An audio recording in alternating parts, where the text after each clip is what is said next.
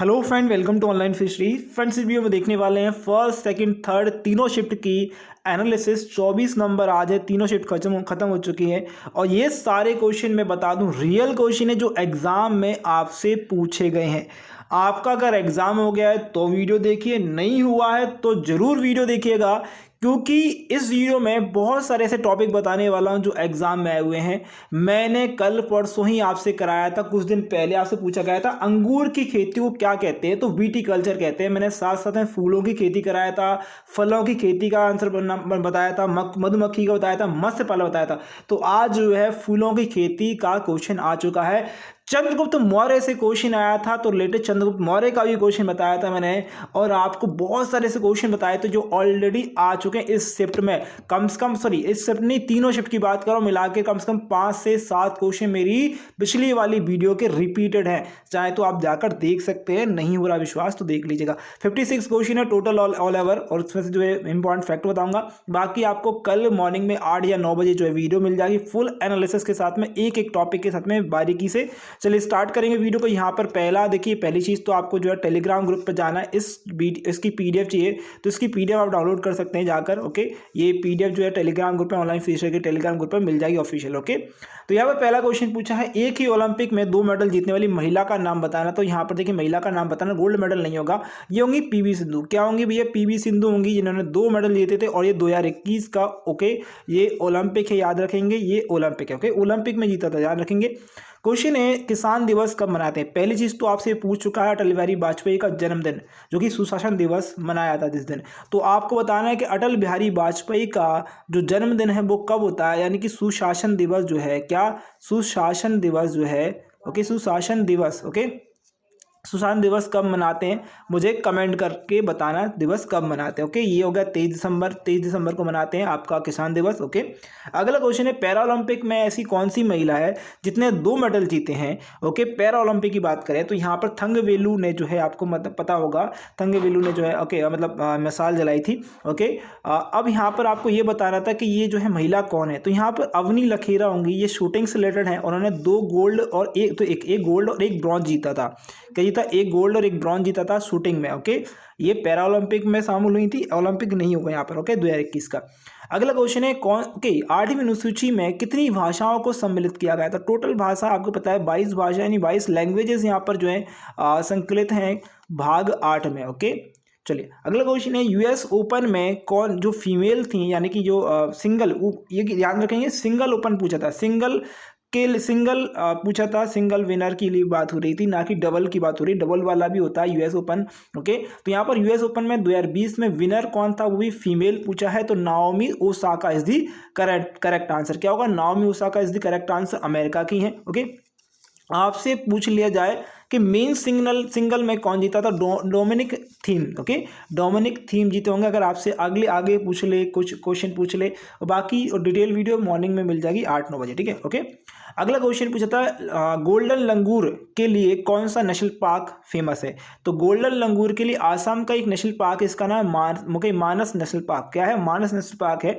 और आपको मैंने पहले एक वीडियो डाली है जिसमें पूरे 28 स्टेट हैं, 8 ओके यूटी हैं, उनमें जितने भी सीएम हैं, जितने भी गवर्नर हैं, जितने भी नेशनल पार्क हैं, बायोस्फीयर रिजर्व है, एक ही वीडियो में डाल दिए। प्लीज़ उसको देख लीजिए, जिससे कि आप लोगों को सभी का भला भी हो जाएगा। ओके, तो यहाँ पर काजीरंगा राष्ट्रीय उद्यान है, ध्यान रखेंगे, मानस है, ओके, नमेरी है, ओरंग है, ओके, डिब्रूगढ़ है, ये सारे के सारे यहाँ पर राष्ट्रीय उद्यान स्थित हैं। ओके, कहाँ पर? असम में। अगला है, साइमन कमीशन भारत में कब आया? तो साइमन कमीशन भारत में आया था, कब आया था भाई? साइमन कमीशन आया था 3 फरवरी 1928 को।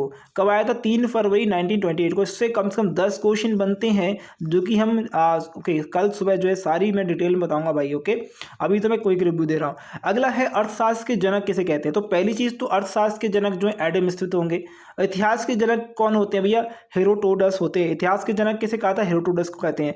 भूगोल के जनक किसे कहते हैं? भूगोल के जनक जो है कहते हैं भाई हेकेटियस को। ये हेकेटियस और हेरोडोटस जो है, जो इसमें कंफ्यूजन होता है, इतिहास के जनक होंगे हेरोडोटस और भूगोल के होंगे हेकेटियस। ओके, याद रखेंगे, ये इंपॉर्टेंट है, वेरी वेरी इंपॉर्टेंट। ओके, अच्छा, अरावली पर्वतमाला से पूछ लिया गया है क्वेश्चन। तो पहली चीज़ तो आपको ये याद रखना, अरावली पर्वतमाला जो है मेनली जो स्टार्ट होती है वो राजस्थान से स्टार्ट होती है और जाती है दिल्ली, जाती है आपके हरियाणा, गुजरात और पंजाब और पाकिस्तान के सिंध तक पहुंचती है। और ये एक अवशिष्ट पर्वत है, याद रखेंगे सबसे पुराना पर्वतों में से एक है अरावली। अरावली की एक विशेषता है कि ये प्रायद्वीप पठार की सबसे पुरानी कैसी है, चट्टानों में से या पर्वतों में से एक है या सबसे पुरानी है, ये बोल सकते हैं। ओके, और यहाँ पर एक आपसे क्वेश्चन पूछा, ऑप्शन दिया हुआ है राजस्थान में स्थित है, तो राजस्थान में बिल्कुल आगे, हरियाणा में इसका कुछ भाग है, ओके, और गुजरात में, और ये पंजाब, ओके, पंजाब और किस जहाँ तक फैली हुई है, याद रखेंगे ये इंपॉर्टेंट है। ओके, कुछ भाग अगर बात करें पंजाब की, अगर हम बात कर देते तो पंजाब, ओके, हम यहाँ पे पंजाब के बहुत कम हिस्सा है। ओके, गुजरात में बोल सकते हैं, गुजरात में भी है। ओके, और राजस्थान में मेनली है, तो मेनली हम बोल सकते हैं कि Rajasthan is the correct answer.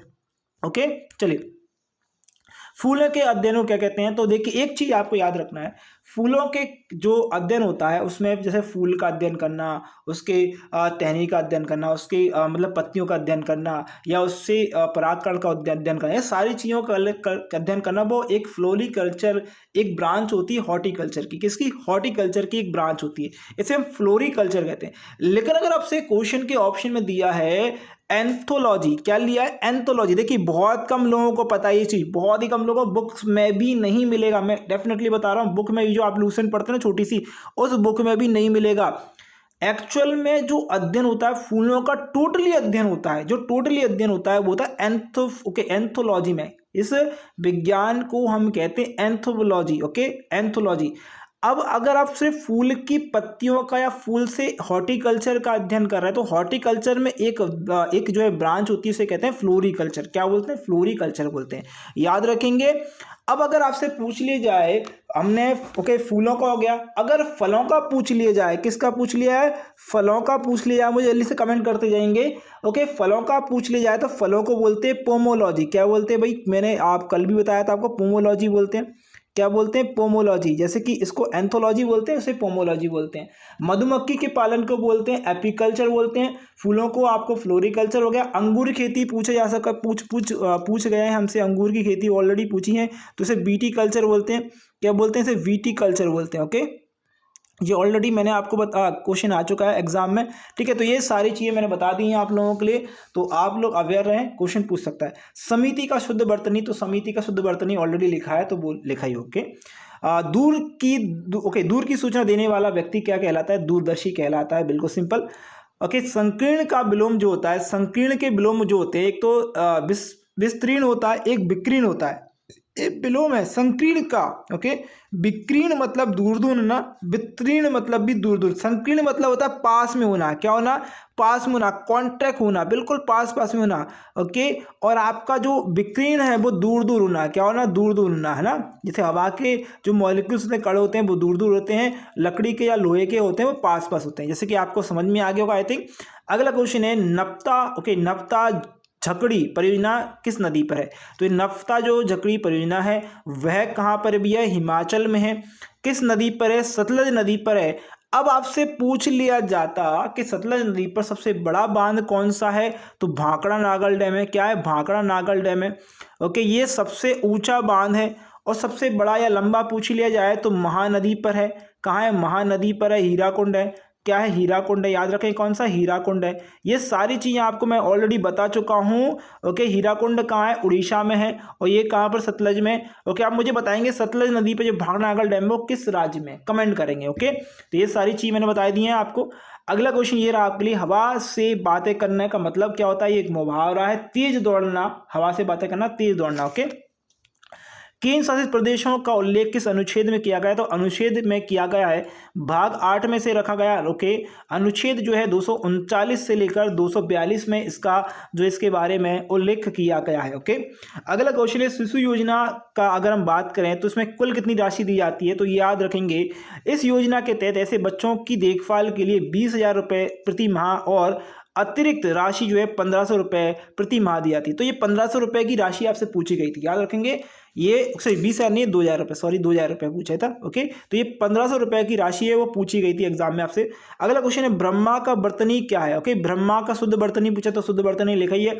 Amit का विलोम पूछा था, अमित का विलोम होता है विष या मित। ओके, विष या मित और परिमित होता है। ओके, अमित का जो विलोम है उसकी बात हो रही है, परिमित होता है, मित होता है या विष होता है, याद रखेंगे।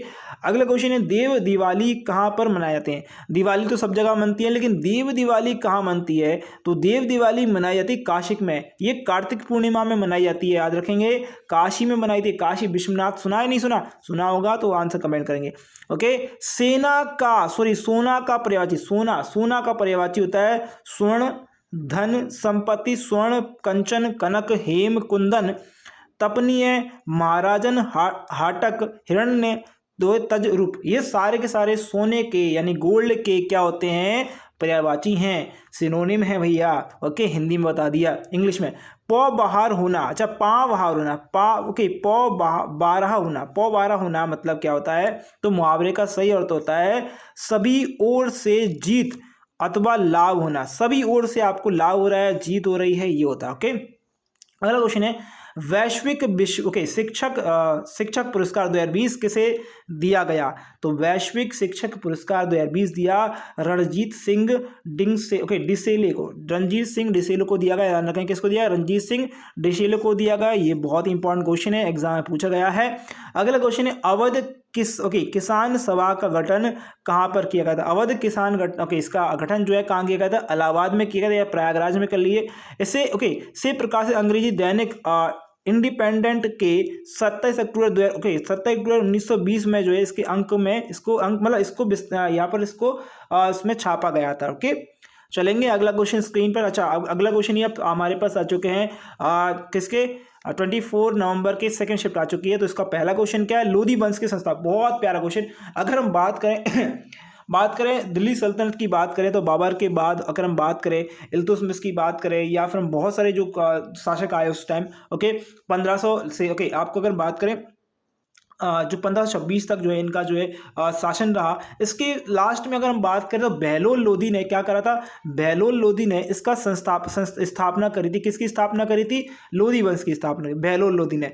अब मुझे आपको बताना है बहलोल लोधी तो पहला शासक था, लेकिन लोधी वंश का आखिरी शासक कौन रहा, मुझे कमेंट करके बताना। बहलोल लोधी वंश का पहला शासक, लेकिन लोधी वंश का आखिरी शासक आपसे पूछ सकता है तो कमेंट करेंगे, मुझे बताएंगे क्या होगा। ओके, इस क्वेश्चन का बहुत ज़्यादा इंपॉर्टेंट है, बहुत ज़्यादा महत्व है, एग्जाम पूछा जा चुका है बहुत बार। ओके, अगला क्वेश्चन है आईपीएल में 5 बार जीतने वाली टीम कौन सी थी भैया, मुंबई इंडियंस जो है 5 बार जीत चुकी है। चेन्नई सुपर किंग 4 बार जीती है, चेन्नई सुपर किंग कितनी बार जीती है, 4 बार जीती है। ओके, नियोन का परमाणु क्रमांक कितना होता है, 10 होता है। ओके, कान भरने का मतलब होता है, कान भरना मतलब मुहावरा है, कान भरना मतलब चुगली करना, किसी व्यक्ति की क्या करना, चुगली करना होता है, याद रखेंगे। अगला है फ्रेंच ओपन 2020 में किसने जीता, अच्छा ये तो मैंने बता ही दिया है, जो फ्रेंच ओपन है। अच्छा, हमने अभी पहले वाली शिफ्ट में जो यूएस ओपन आया था, अब आया हमारे पास फ्रेंच ओपन। तो फ्रेंच ओपन एकल यानी सिंगल में बारबोरा क्रेजिकोवा जीती हैं। अगर आप पुरुष की बात करें तो राफेल नडाल जीते हैं। कौन जीते हैं, पुरुष की बात करें तो राफेल नडाल फ्रेंच ओपन जीते हैं। अगर महिला की बात करें बारबोरा होंगी। ओके, चलें अगला क्वेश्चन है 100वां संविधान संशोधन कब हुआ, बहुत प्यारा क्वेश्चन। तो 1 अगस्त 2015 को भारत और बांग्लादेश के बीच भू सीमा संधि के लिए 100वां संविधान संशोधन किया गया था। इसके तहत दोनों देशों ने आपसी सहमति से भू भागों का आदान प्रदान किया। समझौते के तहत बांग्लादेश से भारत में शामिल लोगों को भारतीय नागरिकता भी दी गई थी। बांग्लादेश की बड़ी चाल रही इसमें। ओके, देख सकते हैं। तो ये होगा 100वां संशोधन, याद रखेंगे 2015 में। अगस्त 2020 में जम्मू कश्मीर के उपराज्यपाल कौन थे, बहुत बढ़िया, 2020 की बात हो रही है। उपराज्यपाल कौन थे, कहाँ के भैया, ये जम्मू एंड कश्मीर की पूछिए, Manoj Sinha is the correct answer. मतलब कितना पुराना क्वेश्चन पूछा गया है, देख सकते हैं आप करंट अफेयर का। ओके, अगला क्वेश्चन है दीपा मलिक ने किस ओलंपिक में मेडल जीता, किस ओलंपिक में मेडल जीता था भैया, रियो ओलंपिक में मेडल जीता था 2016 में दीपा मलिक ने। ओके, याद रखें दीपा मलिक ने 2016 में ओके, रियो ओलंपिक में मेडल जीता था। अगला क्वेश्चन है काकोरी कांड कब हुआ, very very important question screen पर। तो काकोरी कांड हुआ था 9 अगस्त 1925 को घटना हुई थी।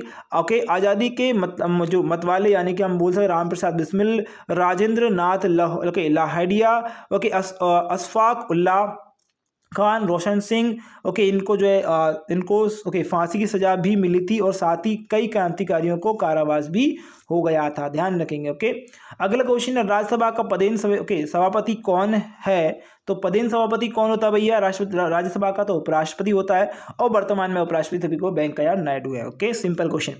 कंगना का पर्यायवाची, बहुत सिंपल, कंगना का पर्यायवाची कंकड़ होता है, बैल होता है, चूड़ा होता है, कड़ा होता है, ब्रेसलेट होता है, ऐसे ब्रेसलेट इंग्लिश हो गया भाई। ओके, खुडबा होता है और आभूषण भी बोल सकते हैं। आभूषण वैसे तो एक तरीके से मतलब सिनोनिम नाउन का प्रोनाउन हो गया भैया, है ना। अगला क्वेश्चन है आधार का विलोम शब्द बताइए। आधार का विलोम आधार करना मतलब आदर करना, आदर मतलब किसी का अनादर करना या किसी का निरादर करना, ठीक है।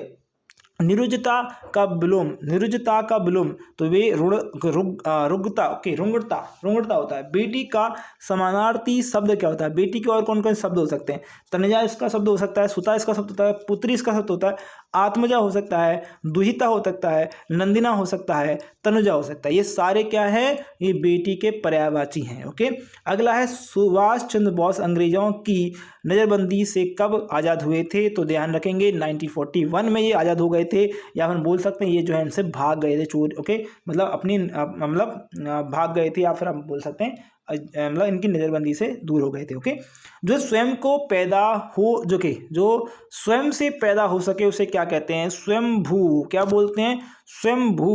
ओके, भू मतलब धरती से आ सके, स्वयंभू। ओके, अगला क्वेश्चन, तो पेड़ क्या होता है, स्वयं से होता है, तो स्वयंभू बोलते हैं। ओके, अमेरिका की उपराष्ट्रपति कमला हैरिस का जन्म कहाँ हुआ था, वेरी इंपॉर्टेंट क्वेश्चन।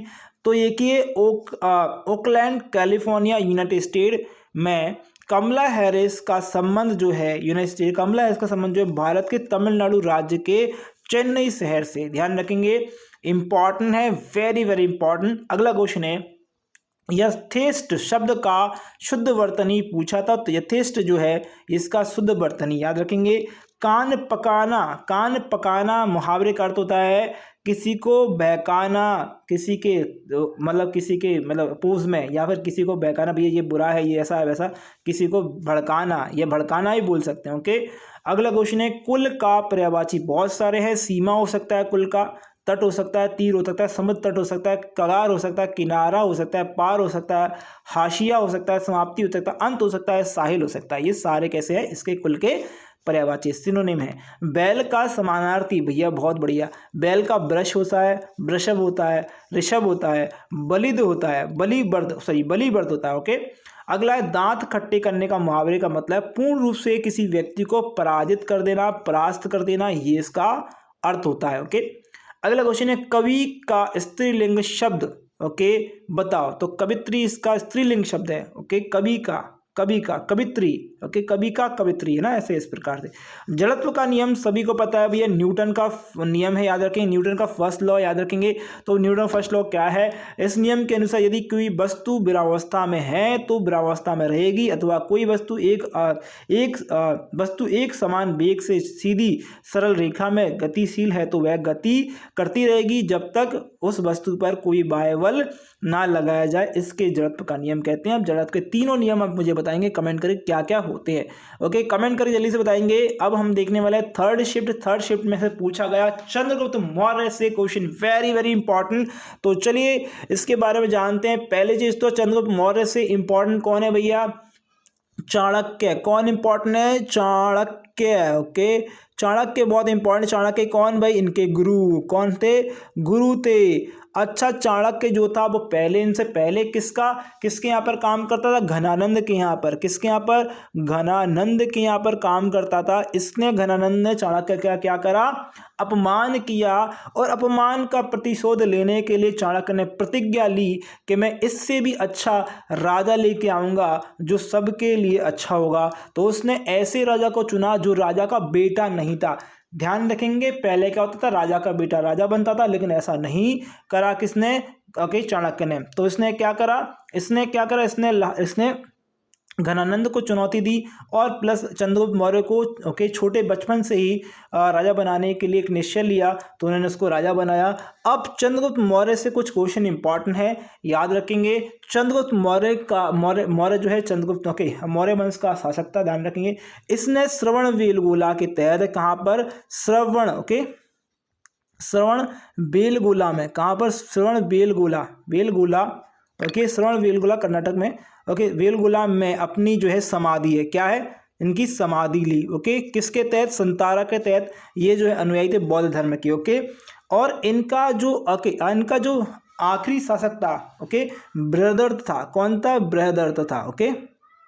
बृहदर्थ इनका आखिरी शासक था, ध्यान रखेंगे। इसकी जो है इसकी मतलब मृत्यु किसने करी थी, पुष्यमित्र शुंग ने। किसने करी थी, पुष्यमित्र शुंग ने ओके। इसने शुंग ने और इसने शुंग वंश की स्थापना करी। किसने करी, पुष्यमित्र शुंग ने, ध्यान रखेंगे। और एक और चीज श्रवणबेलगोला के तहत इसने करी, जैन धर्म के थे ओके। और इन्होंने ऐसे व्यक्ति थे ये जिन्होंने जो है ओके मतलब चंद्रगुप्त मौर्य और इनके एक मतलब इनके एक शासक थे, या फिर बोल सकते हैं इनके मतलब इनके ही शासन में जो राजा अशोक थे उन्होंने जो है क्या कराया, उन्होंने अश्वमेध अश्वमेध भी कराया था, ध्यान रखेंगे ओके। ये सारी चीज़ें हैं। अगला क्वेश्चन है इसके, राष्ट्रपति से संबंधित अनुच्छेद कौन कौन से होते हैं। तो वेरी इंपॉर्टेंट राष्ट्रपति का शासन, जहाँ पर देख सकते हैं ट्रिक लिखी हुई है, पकानी को का दुयोदशम ओके, ये लिखा हुआ है इस प्रकार का। तो पद से रिलेटेड होते हैं आर्टिकल नंबर 52 ओके, पूछ गया ऑलरेडी ओके। पद से रिलेटेड कार्यपालिका का प्रधान जो होता है 53 आर्टिकल से होता है। निर्वाचन जो होता है इनका नियुक्ति होते 54 में होता है ओके। रीति मतलब इससे रीति रिवाज से संबंधित तो 55 होता है। कार्यालय इनका जो होगा 56 आर्टिकल में आएगा ओके। और दोबारा नियुक्ति अगर होती है वो आर्टिकल नंबर 57 में होती है। योग्यता इनकी देखी जाती है आर्टिकल नंबर 58 के तहत। और इनकी शर्तें जो होती हैं ओके 59 में होती हैं। शपथ जो दिलाई जाती है वो आर्टिकल नंबर 60 में है। और महाभियोग जो होता है इन पर चलता है वो आर्टिकल नंबर 61 के द्वारा चलाया जाता है। अगला क्वेश्चन है, भारत और म्यांमार को कौन सा दर्रा जोड़ता है। वेरी इंपॉर्टेंट क्वेश्चन है, मिसी अबोर मिश्मी। अब ध्यान रखेंगे बहुत सारे क्वेश्चन हैं। मिसी मिश्मी अबोर ये जनजातियां हैं जो म्यांमार और अरुणाचल प्रदेश के बीच में हैं और ये पहाड़ियां भी हैं, ध्यान रखेंगे। तो यहाँ पर एक दर्रा पड़ता है, दर्रे का नाम आपको बताना था, जल्दी से कमेंट करेंगे। तो इसका दर्रे का नाम होगा दीफू दर्रा। क्या होगा, दीफू दर्रा ओके, जो कि 4584 मीटर की ऊंचाई पर है। इस दर्रे के पास में आप देख सकते हैं भारत, चाइना, म्यांमार तीनों की सीमाएं लगी हुई हैं ओके। अगला क्वेश्चन है, किस आईपीएस अधिकारी को गोल्ड मेडल भी दिया गया है। तो ध्यान रखेंगे सुहास आईपीएस को जो है गोल्ड मेडल दिया गया है। खेल के लिए आखिरी दिन में बैडमिंटन खिलाड़ी को कृष्ण नागर ने बैडमिंटन में गोल्ड मेडल और सुहास यतिराज को बैडमिंटन में सिल्वर मेडल भी जीता है। तो मेडल जीता है एक्चुअल में ओके, गोल्ड मेडल नहीं, मेडल की बात हो रही थी ओके। तो यहाँ पर स्टूडेंट ने बोला है ओके। तो यहाँ पर इतने ही क्वेश्चन थे जितने भी हमने क्वेश्चन करे हैं। आई थिंक आपको वीडियो अच्छी लगी होगी। अगर वीडियो अच्छी लगी तो लाइक करेंगे, शेयर करेंगे। चैनल सब्सक्राइब नहीं किया प्लीज़ सब्सक्राइब कर देंगे। और आप लोगों को इसी प्रकार की वीडियो चाहिए, लाइव चाहिए या कैसी भी चाहिए, मुझे कमेंट करके बताएंगे। और क्वेश्चन छोटे हैं तो प्लीज़ मुझे कमेंट करेंगे कि सर ये वाला क्वेश्चन मेरी शिफ्ट में आया था। मैं उस स्टूडेंट का नाम जरूर लूँगा कि ये स्टूडेंट ने मुझे बताया क्वेश्चन। तो कमेंट बॉक्स में कमेंट कर सकते हैं, चाहे तो आप टेलीग्राम ज्वाइन करके टेलीग्राम पर भी मुझे कमेंट कर सकते हैं। तो thank you for watching this video. Best आपके एग्जाम के लिए, आपके रिजल्ट के लिए।